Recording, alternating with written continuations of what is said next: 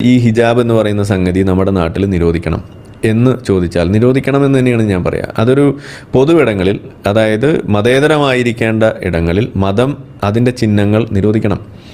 അത് നമ്മൾ പറഞ്ഞില്ല എന്നുണ്ടെങ്കിൽ അത് മറ്റു പല മതങ്ങൾക്കും അവരുടെ മതചിഹ്നങ്ങൾ പൊക്കിക്കൊണ്ടുവരാനും അത് പ്രചരിപ്പിക്കുന്നതിന് വഴിവെക്കുന്നതിനൊക്കെ ഒരു സാധ്യതയോടെ ഉണ്ടാവുക. അപ്പോൾ ഞാൻ എൻ്റെ സഹോദരിമാരോട് പറയട്ടെ, അള്ളാന്റെ ഖുർആൻ 33-ാം അധ്യായം 36-ാം വചനത്തിൽ പറയുന്നൊരു കാര്യമുണ്ട്.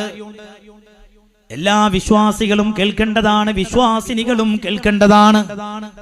ഇത് പറയുമ്പോ മതത്തിന്റെ പുറത്തുള്ള ഒരു സഹോദരൻ എന്റെ സംസാരം കേൾക്കുന്നുവെങ്കിൽ അവരെ തെറ്റിദ്ധരിക്കേണ്ട. മതം പറയേണ്ട ബാധ്യത മതപണ്ഡിതന്മാരുടെ ബാധ്യതയാണ്. അത് ലോകാവസാനം വരെ പറഞ്ഞുകൊണ്ടിരിക്കണം. ഖുർആനിലുള്ള ഒരു വചനമാണ് ഞാൻ കേൾപ്പിക്കുന്നത്. വിശ്വാസികളായ സഹോദര സഹോദരിമാരോട് ഉടയ തമ്പുരാനായ അല്ലാഹു നൽകിയ നിർദ്ദേശം എന്താണ്? വമാ കാന ലിമുഅ്മിനിൻ വലാ മുഅ്മിനത്തിൻ ഇദാ ഖലല്ലാഹു വറസൂലുഹു അംറ. എന്താ പറഞ്ഞത്? അല്ലാഹും റസൂലും ഒരു കാര്യത്തിൽ ഒരു തീരുമാനം പറഞ്ഞാൽ അൻ യകൂന ലഹുമുൽ ഖിയറതു മിൻ അംരിഹിം, അള്ളാഹുവിലും റസൂലിലും വിശ്വസിക്കുന്ന ആണാകട്ടെ പെണ്ണാകട്ടെ അവർക്ക് മറ്റൊരു നിലപാടുണ്ടാകാൻ പാടില്ല. അപ്പോഴല്ലേ മുസ്ലിമാകുന്നത്, അപ്പോഴല്ലേ നമ്മൾ യഥാർത്ഥ അനുസരണയുള്ളവരാകുന്നത്.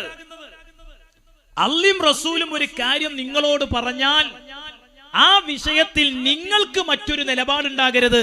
നമ്മുടെ നിലപാട് അല്ലാഹു പറഞ്ഞ നിലപാട്, റസൂലുള്ള പറഞ്ഞ നിലപാട് സ്വല്ലല്ലാഹു അലൈഹി വസല്ലം. അതിനുശേഷം അല്ലാഹു പറഞ്ഞു, വമൻ യഅസില്ലാഹ വറസൂലഹു ഫഖദ് ളല്ല ളലാലം മുബീനാ. അല്ലാഹും റസൂലും പറഞ്ഞതിന് എതിര് ചെയ്യാനാണ് പുറപ്പാടെങ്കിൽ അല്ലാഹു പറയട്ടെ, ആ വഴി പിഴച്ചതാ, ആ മാർഗം മോശ, അത് നന്നല്ല. ഖുർആൻ 33-ാം അധ്യായം 36-ാം വചനത്തിൽ പറഞ്ഞത്. ഇനി എന്താണ് വിശ്വാസിനികളായ പെണ്ണുങ്ങളോട് അല്ലാഹ് വസ്ത്രധാരണയുടെ കാര്യത്തിൽ നൽകിയ നിർദ്ദേശം? അത് കേൾക്കാൻ ഫാത്തിമമാര് ഉൾക്കൊള്ളണം, സുഹറമാര് ഉൾക്കൊള്ളണം. അവർക്കാണ് മുസ്ലിമായ പെണ്ണെന്ന് പറയാം. അല്ലാഹും റസൂലും പറഞ്ഞതനുസരിച്ച് ജീവിക്കുമ്പോ ഖുർആനിൽ എന്താ അല്ലാഹു പറയുന്നത്? അധ്യായം അഹ്സാബ് 59-ാം വചനം. ഖുർആനിൽ ഉണ്ടോന്നാ ചിലർക്കൊക്കെ സംശയം. മതം അങ്ങനെ പറഞ്ഞോന്നോ ചിലരൊക്കെ സംശയിക്കുന്നത്. അതുകൊണ്ടാണ് ഞാൻ അധ്യായവും വചനവും ഒക്കെ പറയുന്നത്. നമ്മൾ മനസ്സിലാക്കണം, നമ്മൾ പഠിക്കണം. എന്താണ് അല്ലാഹു പറയുന്നത്? യാ അയ്യുഹൻ നബിയു, അല്ലാഹു തആല നബിയെ വിളിച്ചുകൊണ്ട് പറയുന്നത്, യാ അയ്യുഹൻ നബിയു കുല്ലി അസ്വാജിക വബനാതിക വനിസാഇൽ മുഅ്മിനീൻ. അല്ലാഹുവിന്റെ റസൂലിനെ അല്ലാഹു വിളിച്ചിട്ട് പറയുന്നത്, ഓ നബിയേ, കുല്ലി അസ്വാജിക, നിങ്ങളുടെ പത്നിമാരോട് പറയണേ, വബനാതിക, നിങ്ങളെ പെൺമക്കളോട് പറയണേ, വനിസാഇൽ മുഅ്മിനീന, വിശ്വസിച്ച പെണ്ണുങ്ങളോട് പറയണം. അല്ലാഹുവിലും റസൂലിലും വിശ്വസിച്ച പെണ്ണുങ്ങളോട് പറയണം. എന്താ പറയേണ്ടത്? യുദിനീന അലൈഹിന്ന മിൻ ജലാബീബിഹിൻ, ജിൽബാബ് താഴ്ത്തിയിടാൻ വേണ്ടി പറയണം. ജലാബീബ് എന്താ അങ്ങനെ പറഞ്ഞാല്? എന്തിനാണ് ഈ ജലാബീബ് എന്ന് പറയാ? ശരീരമാകെ ചുറ്റിപ്പൊതിയുന്ന വസ്ത്രമാണ്. തലയും കഴുത്തും മാറിടവും മറയുന്ന വസ്ത്രം, അത് താഴ്ത്തിയിടണം. മുസ്ലിം പെണ്ണിന്റെ ഐഡന്റിറ്റിയാണ്. തലമറച്ച പെണ്ണ് മുസ്ലിം പെണ്ണാണെന്ന് തിരിച്ചറിയാനുള്ള ഐഡന്റിറ്റിയാണ്. അള്ളാന്റെ ഖുർആൻ പറയാണ്, നിങ്ങളെ തിരിച്ചറിയാൻ അതാണ് ഏറ്റവും നല്ലത്. പിന്നെന്തിനാ തലമറക്കുന്നത്? എന്തിനാ ശരീരം മറയുന്ന ചുറ്റിപ്പൊതിയുന്ന വസ്ത്രം ധരിക്കുന്നത്? അത് പീഡനത്തിന്റെ വസ്ത്രമായി കാണുന്നവരെ ധരിക്കുന്ന പെണ്ണിനോട് ചോദിക്കൂ, ഭർത്ത പെണ്ണിന് പീഡനമാണോ എന്ന്. അത് ധരിക്കുന്ന പെണ്ണുങ്ങളോട് ചോദിക്കൂ. ഞാൻ ചോദിക്കട്ടെ, ചിലർ ഇത് പറയുന്ന സമയത്ത് പല രീതിയിൽ വ്യാഖ്യാനിക്കുന്നവർ ഇവിടെയുണ്ട്. ലോകത്തെ ഏറ്റവും വലിയ ജനാധിപത്യ മതേതര രാഷ്ട്രമല്ലേ നമ്മുടെ ഭാരതം? എന്തു ഭക്ഷിക്കണം എന്ന് തീരുമാനിക്കാൻ ഈ രാജ്യത്തെ പൗരന് ഭരണഘടന അനുമതി നൽകുന്നില്ലേ? എന്തു വസ്ത്രം ധരിക്കണമെന്ന ഒരു തീരുമാനമെടുക്കാൻ ഇവിടുത്തെ പൗരന്മാർക്ക് ഭരണഘടന അനുമതി നൽകുന്നില്ല. നമ്മൾ ആരോടെങ്കിലും പറഞ്ഞോ എല്ലാ പെണ്ണുങ്ങളും തലമറച്ചോളണമെന്ന്? അത് പറയാൻ നമുക്ക് കഴിയില്ല.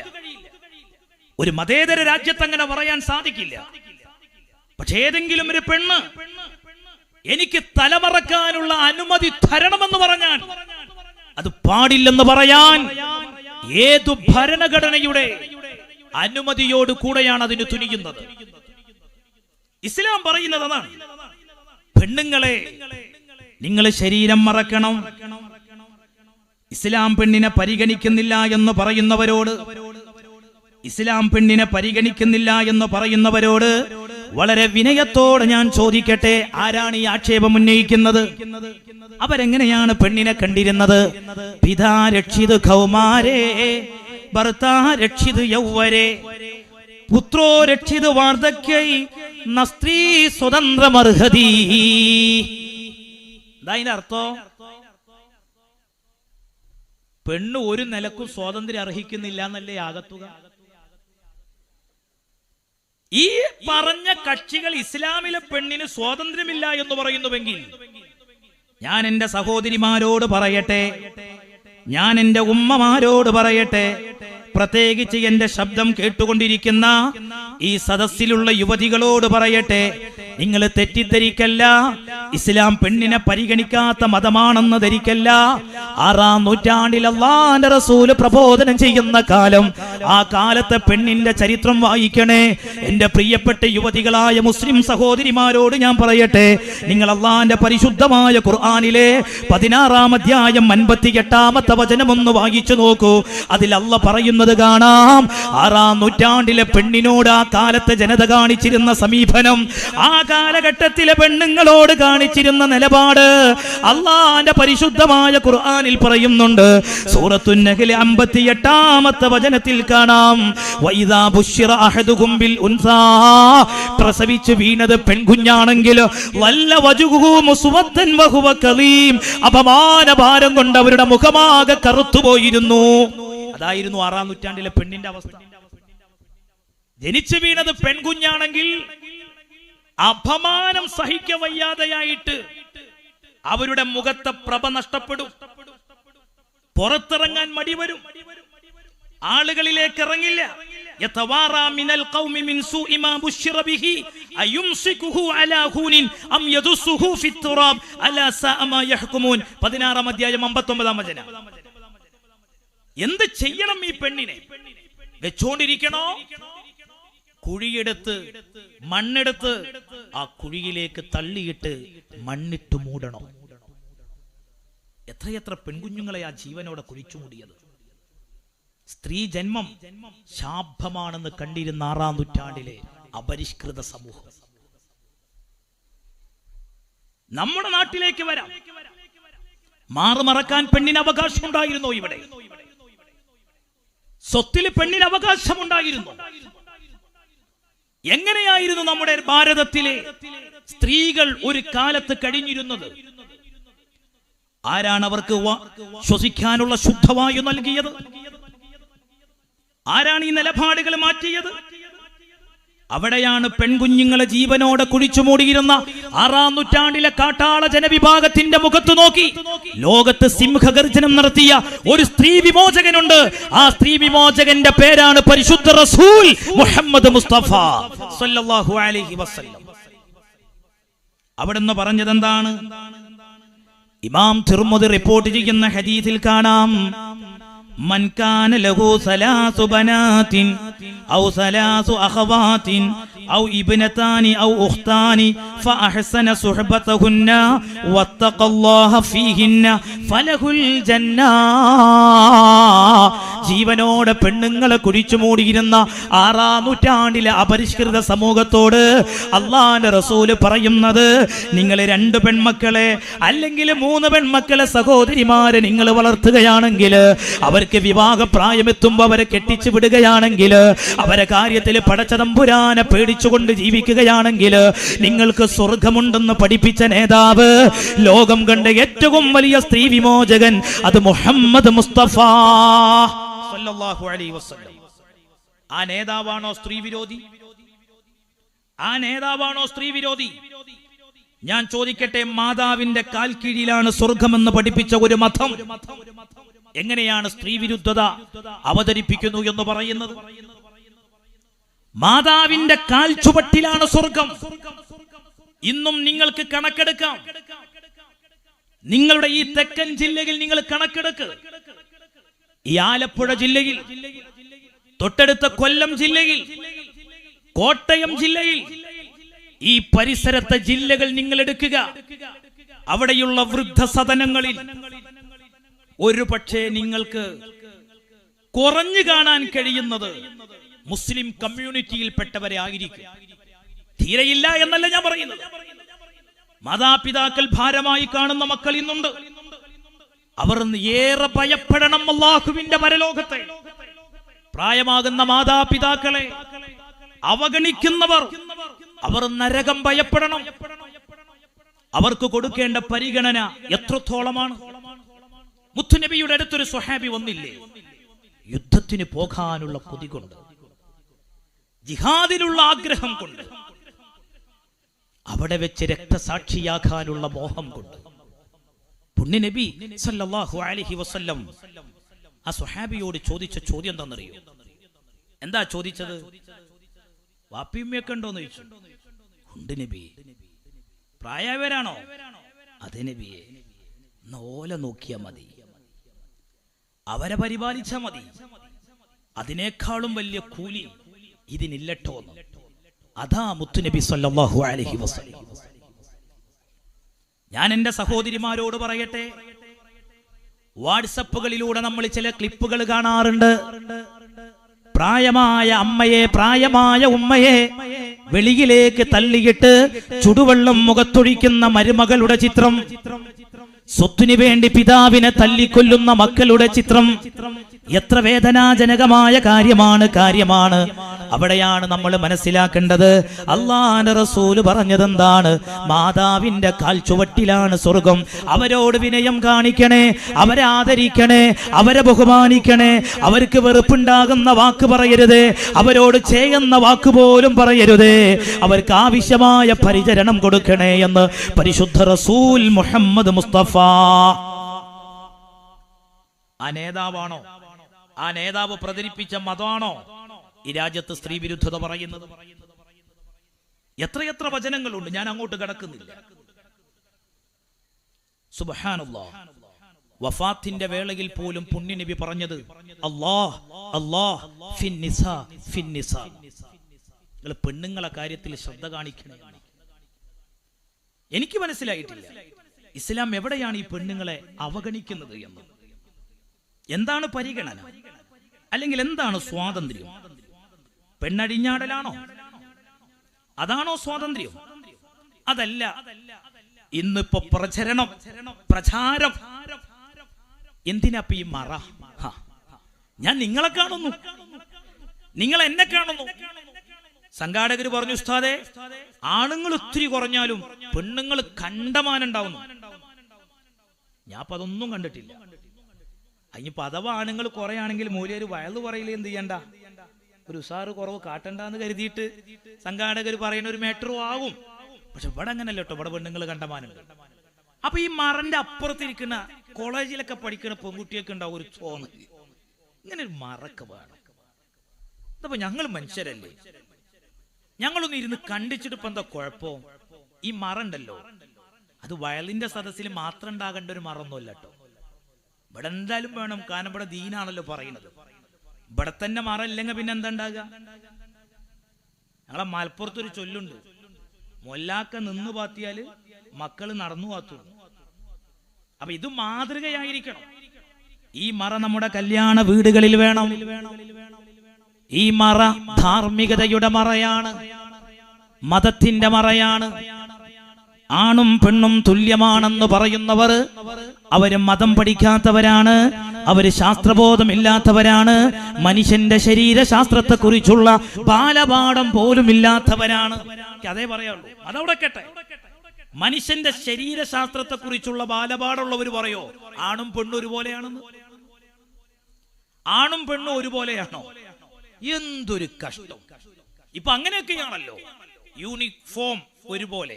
ഓ, എല്ലാ പെണ്ണുങ്ങളും പാന്റും കുപ്പായിട്ടാൽ സമത്വമായി.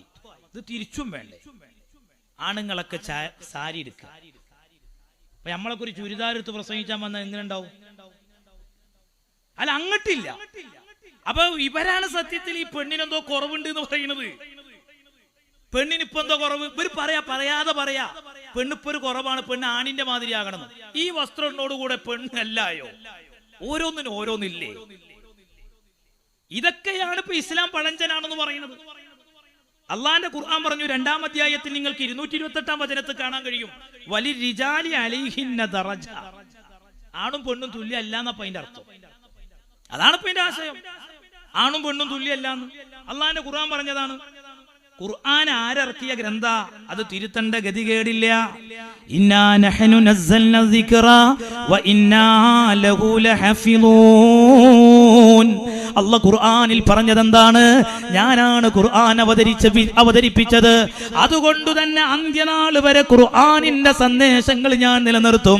നിങ്ങൾ ആലോചിച്ചു നോക്ക്. ലൗ കാന മിൻ ഇൻദി ഗൈരില്ലാഹ്, അല്ലാഹുവിന്റെ ഖുർആൻ പറഞ്ഞില്ലേ, ഈ പരിശുദ്ധമായ ഖുർആൻ പടച്ച തമ്പുരാന്റെ പക്കലിൽ നിന്നല്ല അവതരിച്ചതെങ്കിൽ അതിൽ നിങ്ങൾക്ക് ലവജദൂ ഫീ ഇഖ്തിലാഫൻ കസീറാ, അഭിപ്രായ ഭിന്നതകൾ കാണാൻ കഴിയും. അതിൽ വൈരുദ്ധ്യങ്ങൾ ഉണ്ടാകും, അതിൽ സംഘർഷഭരിതമായ ആശയങ്ങൾ ഉണ്ടാകും, കാലത്തിന് യോജിക്കാത്ത നിലപാടുകൾ ഉണ്ടാകും. പടച്ച റബ്ബാണ് സത്യം. വല്ലാഹി സുമ്മ വല്ലാഹി, ഈ നൂറ്റാണ്ട് ഇത്ര പുരോഗതിപ്പെട്ടിട്ട് ശാസ്ത്ര കണ്ടുപിടുത്തങ്ങൾ അതിവേഗം മുന്നോട്ട് പോയിട്ട് പോലും 6-ാം നൂറ്റാണ്ടിൽ അറേബ്യൻ സമൂഹത്തോട് സംസാരിച്ച ഖുർആനിന്റെ ഒരാശയം ഈ പുതിയ കാലത്ത് തിരുത്തേണ്ട ഗതികേട് വന്നിട്ടുണ്ടോ? മുസ്ലിങ്ങൾക്ക് അങ്ങനെ ഒരു ഗതികേട് വന്നിട്ടില്ല. പിന്നെ ചിലര് പറയും ഈ ഹദീസ് ആയത്തിനെതിരാണ്. ഹദീസും ആയത്തും പഠിക്കാത്തവരാണ്. ഓലാണ് ഈ ബലിയടങ്ങേറ്. മതം ഭയങ്കര ഉഷാറ, ഒരു കുഴപ്പമില്ല. പക്ഷെ എന്ത് കാര്യങ്ങള് ഇപ്പൊ ഇസ്ലാമിൽ തന്നെ വല്ലാത്തൊരു സങ്കടമുള്ള ഒരു കാര്യമാണ് ഇപ്പൊ അതൊക്കെ. നമ്മൾ എന്താ ചെയ്യാ? സഹിക്കല്ലാതെ. ഈ മതത്തെ വികലമാക്കുന്ന പുത്തനാശയക്കാർ വലിയ ഇടങ്ങാറാവലൊക്കെ. നിങ്ങൾ ആലോചിച്ച് നോക്കുക, ഒരു സംഭവം, ഒരു ഹദീസ് സ്വീകരിക്കണമെങ്കിൽ ഈ പുത്തനാശയക്കാർ വെക്കുന്ന ഡിമാൻഡ് കണ്ടെങ്കിൽ 2-3 ഡിമാൻഡ്. അതിലൊന്നെന്താണെന്നറിയോ? ഖുർആനിന് എതിരാകാൻ പാടില്ല ഹദീസ്.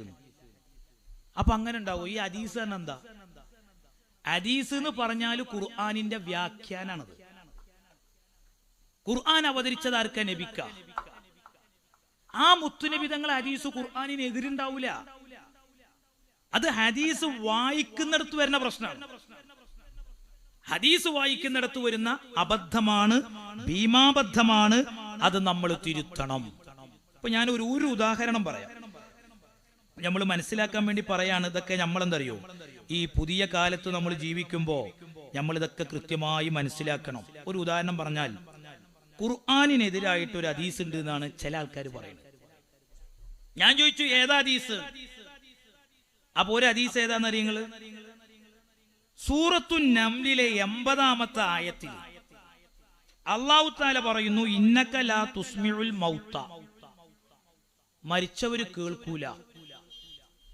ഓല് കൊടുക്കുന്ന ഒരു അർത്ഥമാണ് ഇപ്പൊ ഞാൻ പറയുന്നത്. മരിച്ചവര് കേൾക്കൂല എന്ന് ഖുർആൻ പറയുന്നു. അപ്പൊ ഖുർആനിലുള്ളത് എന്താ? മരിച്ചവര് കേൾക്കൂല എന്നാണ്. എന്നാ ഞാൻ ഹദീസിലോ? ബുഖാരി 1285-ാമത്തെ ഹദീസ് നമ്പറായി കൊണ്ടുവന്ന ഹദീസ് അനസ് ബിൻ മാലിക് റളിയല്ലാഹു അൻഹുവിനെ തൊട്ട് നിവേദനം എന്താ പറയുന്നറിയോ? ഇന്നൽ അബ്ദ ഇദാ ഉളിഅ ഫീ ഖബ്രിഹി വതവല്ല അൻഹു അസ്ഹാബുഹു വഇന്നഹു ലയസ്മഉ ഖർഅൻ ആലിഹി. ഇത് ബുഖാരിയാണ്. എന്താ ഈ ബുഖാരിന്റെ സ്ഥാനം മുസ്ലിം സമൂഹത്തിൽ? ഖുർആൻ കഴിഞ്ഞാൽ ലോക മുസ്ലിമീങ്ങളുടെ പ്രാമാണിക ഗ്രന്ഥം എന്താണ്? അത് സ്വഹീഹുൽ ബുഖാരിയാണ്. ഇമാം ബുഖാരി ഉദ്ധരിച്ച സ്വഹീഹുൽ ബുഖാരി. ആ സ്വഹീഹുൽ ബുഖാരിയിൽ പറയുന്നത്, ഒരു മയ്യത്ത് ഖബറിൽ വെച്ച് കഴിഞ്ഞാൽ വതവല്ല അൻഹു അസ്ഹാബുഹു വതവല്ല അൻഹു അസ്ഹാബുഹു. അവന്റെ കൂട്ടുകാര്, അവന്റെ മക്കള്, അവന്റെ പേരമക്കള്, അവന്റെ പരിചയക്കാര്, നാട്ടുകാര് അവിടെ നിന്ന് പിരിഞ്ഞു പോകുമ്പോൾ അവര് നടന്നു നീങ്ങുന്ന ചരിപ്പടിക്കാലിന്റെ ശബ്ദം ആ കബറാളി കേൾക്കുമെന്ന് പരിശുദ്ധ റസൂൽ മുഹമ്മദ് മുസ്തഫ സല്ലല്ലാഹു അലൈഹി വസല്ലം. കണ്ടോ, എതിരായി. ഇപ്പൊ എന്താ എതിരായി? ഖുർആൻ പറയുന്നു മരിച്ചവര് കേൾക്കൂല. നബിയുടെ ഹദീസിൽ പറയുന്നു എന്ത്? ഒരു മയ്യത്ത്, മഹാത്മാക്കൾ എന്നല്ലോ, മഹാത്മാക്കളൊക്കെ എന്തായാലും കേൾക്കും. ഇത് ശൈഖ് ജീലാനി തങ്ങൾ അനുസ്മരിച്ചിട്ടുള്ള പരിപാടിയല്ലേ? ബഗ്ദാദിൽ കിടക്കുന്ന മഹാനവറുകൾ ഈ കൊച്ചു സദസ്സിൽ ഒരുമിച്ച് കൂടിയ നൂറുകണക്കിന് വിശ്വാസിനികളെ മഹാനവറുകൾ കാണും അറിയുമെന്ന് പറയുമ്പോ നമ്മളെ ബുദ്ധിക്കത് ഉൾക്കൊള്ളാൻ കഴിയണില്ല. അതെങ്ങനെ കാണുക? അതെങ്ങനെ കേൾക്കുക? അത് വിട്. നിങ്ങൾ ഈ തൊട്ടടുത്ത പള്ളിപ്പറമ്പ് എടുക്ക്. ഇത് ബുഖാരിയിലെ ഹദീസ. ഒരു മയ്യത്ത് കബറടക്കം ചെയ്തിട്ട് മക്കള് തിരിച്ചു പോരുമ്പോ പുണ്യനബിയുടെ വാക്കാ സ്വല്ലല്ലാഹു അലൈഹി വസല്ലം, അവര് നടന്നു പോകുമ്പോ എന്താ പറഞ്ഞത്? അവര് ചെരിപ്പടിക്കാരിന്റെ ശബ്ദം കേൾക്കും. മയ്യത്ത് കേൾക്കൂട്ട, പാപ്പ കേൾക്കും. അപ്പൊ എന്താ സംഭവം? ആയത്തു ഹദീസു എതിരായോ? ഇല്ല. പിന്നെ എന്താണ്? ഇതാണ് പ്രശ്നം. ഈ അധിക ആളുകൾക്കും ഈ സത്യവഴിയിൽ നിന്ന് തെറ്റിപ്പോകാനുള്ള കാരണം എന്താണെന്നറിയോ? അവർ ഈ നേരായ രീതിയിൽ ഖുർആൻ പഠിക്കണില്ല എന്നുള്ളതാണ്. നമ്മളെ യുക്തിക്കനുസരിച്ചല്ല ഖുർആൻ നോക്കേണ്ടത്. ഖുർആൻ പിന്നെ എന്ത് ചെയ്യണം? നമ്മുടെ മുൻഗാമികൾ എങ്ങനെയാണ് ആ ആയത്ത് വിശദീകരിച്ചത്, ആ വിശദീകരണം ഉൾക്കൊള്ളണം. ഇപ്പൊ ഞാൻ പറയട്ടെ, ഇമാം ബുഖാരി വലിയ ഹദീസ് പണ്ഡിതനല്ലേ? പക്ഷെ ആ ഇമാം ബുഖാരി ഷാഫി മദ്ഹബ് സ്വീകരിച്ച ആളാണ്.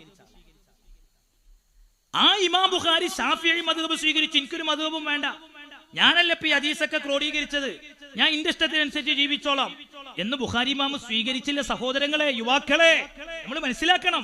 ഒരു ഷാഫിഈ മദ്ഹബ് സ്വീകരിച്ചു, വഫാത്തായി. അപ്പൊ നമ്മുടെ മുൻഗാമികൾ ഈ ആയത്ത് വിശദീകരിച്ചത് എങ്ങനെ? ഇമാം തൊബരിയുടെ തഫ്സീർ എടുക്കുക. മഹാനവറുകൾ ആ തഫ്സീറിൽ പറയാണ്, വഖൗലുഹു ഇന്നക ലാ തുസ്മിഉൽ മൗത. എല്ലാ ഉമ്മമാരും പഠിക്കണം, സഹോദരിമാരും മനസ്സിലാക്കണം. എന്താ പറയുന്നത്? ഈ മരിച്ചവര് കേൾക്കൂല എന്നർത്ഥം പറയുന്ന ഈ ആയത്ത് വിശദീകരിച്ചിട്ട് പറയുന്നറിയോ? യഖൂലു, അല്ലാഹ് പറയാണ്, ഇന്നക യാ മുഹമ്മദ്, ഓ മുഹമ്മദ് നബിയേ, ലാ തഖ്ദിറു അൻ തുഫഹിമൽ ഹഖ്ഖ മൻ തബഅ അല്ലാഹു അലാ ഖൽബിഹി ഫഅമാതഹു. ഹൃദയം മരിച്ചുപോയവരെ കേൾപ്പിക്കാൻ നിങ്ങൾക്ക് കഴിയൂല. ലിഅന്ന അല്ലാഹ ഖദ് ഖതമ അലൈഹി അല്ലാ യഫ്ഹമഹു. അല്ലാഹ് സീൽ വെച്ചു കഴിഞ്ഞു. ഇപ്പൊ നമ്മളുണ്ടല്ലോ സാധാരണ ഇത് പറഞ്ഞ് കേൾക്കൂല എന്നുള്ള അർത്ഥത്തിലല്ല. ചിലപ്പോ നമ്മൾ പറയും, ഉസ്താദേ അല്ലെങ്കിൽ മാഷോട്, ഒരു മാഷേ എന്റെ മോണ്ട് തീരെ പറഞ്ഞാ കേൾക്കൂല. അതിന്റെ അർത്ഥവും ചെവി പൊട്ടനാന്നാ? അതാണോ അതിന്റെ അർത്ഥം? അല്ല. പിന്നെന്താണ്?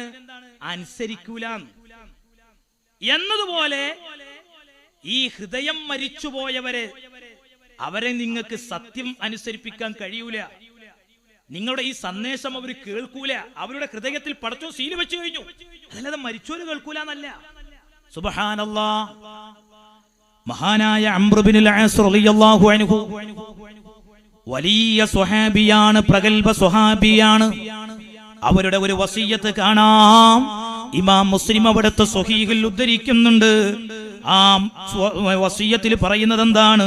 ഫഇദാ ദഫൻതുമുനി, എന്നെ നിങ്ങൾ മറവ് ചെയ്ത് കഴിഞ്ഞാൽ ഫസുന്നു അലയ്യ തുറാബ ശന്നാ, നിങ്ങൾ മണ്ണ് വാരിയിടണം. മഹാനവറുകൾ പറയാണ്, എന്റെ കബറിൽ മണ്ണ് വാരിയിടണം. അങ്ങനെ മണ്ണ് വാരിയിട്ട് കബറടക്കം കഴിഞ്ഞിട്ട് പോകല്ല, നിങ്ങൾ പോകല്ല. അംർ ഇബ്നുൽ ആസ് എന്ന സ്വഹാബി വര്യന്റെ വസിയത്ത് ഇമാം മുസ്ലിം ഉദ്ധരിക്കുന്നത് കാണാം. സുമ്മ അഖീമു ഹൗല ഖബരി ഖദ്റ മാ തുൻഹറു ജസൂറുൻ വയുഖ്സമു ലഹ്മുഹാ.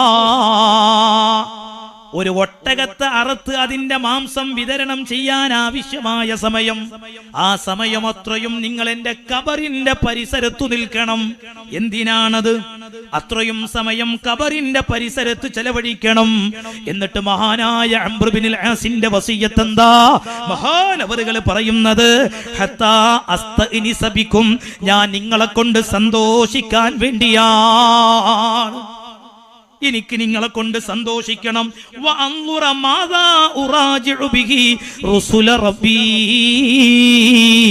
എന്റെ റബ്ബിന്റെ ദൂതന്മാര് കുറച്ചു കഴിഞ്ഞവിടെ വന്ന് ചോദിക്കുമ്പോ ഞാൻ എന്തു മറുപടി പറയണമെന്ന് ആലോചിക്കണം.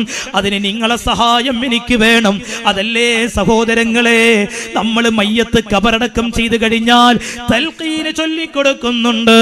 അതെ, അവിടെ മലക്ക് വരും, മൻ റബ്ബുക്കാന്ന് ചോദിക്കും.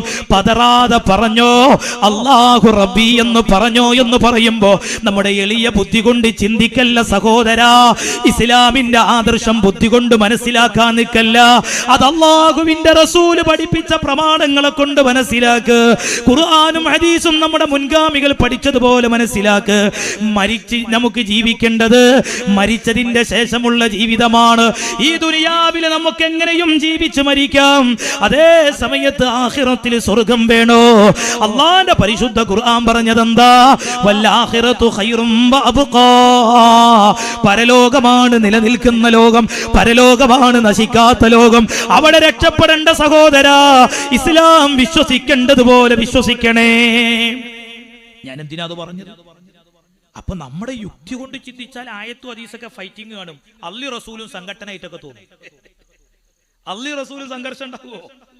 അള്ളാന്റെ റസൂല് അള്ളാഹ്ക്കെതിര് പറയോ? അള്ളാന്റെ റസൂല് പറഞ്ഞ എന്താ? ഞാൻ എന്തു പറയുന്നത് വഹീന്റെ അടിസ്ഥാനത്തിലാന്നാ.